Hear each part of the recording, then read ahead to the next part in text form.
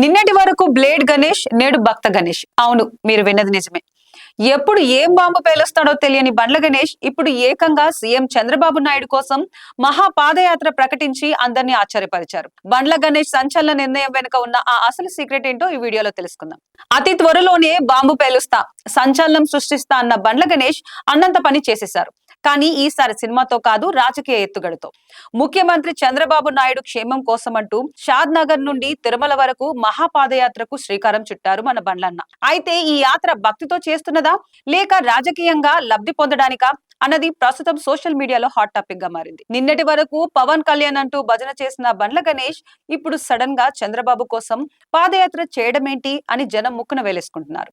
ఎన్నికల ముందు కాంగ్రెస్ లో ఉండి బ్లేడ్ తో గొంతు కోసుకుంటా అన్న వ్యాఖ్యలు ఇప్పటికీ వైరల్ అవుతూనే ఉన్నాయి. ఇప్పుడు రూటు మార్చి టీడీపీ పంచన చేరడానికే ఈ పాదయాత్ర గిమ్మికుల అనే అనుమానాలు కూడా వ్యక్తమవుతున్నాయి. షాద్ నగర్ నుండి యాత్ర మొదలు పెట్టడం వెనుక పెద్ద స్కెచ్ ఉంది.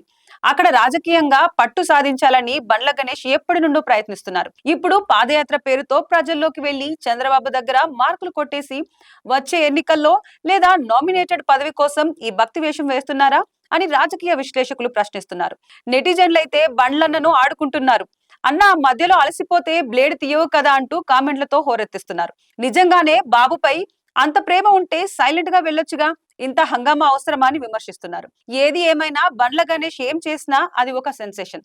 మరి ఈ 400 కిలోమీటర్ల పాదయాత్రను ఆయన పూర్తి చేస్తారా, లేక మధ్యలోనే ఏదో ఒక కారణంతో బ్రేక్ ఇస్తారా? చంద్రబాబు దృష్టిలో పడి ఆయన కోరుకున్నది సాధిస్తారా?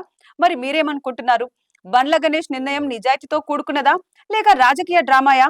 కింద కమెంట్ సెక్షన్ లో తెలపండి. మరిన్ని ఆసక్తికరమైన అప్డేట్స్ కోసం మా ఛానల్ ని సబ్స్క్రైబ్ చేసుకోండి.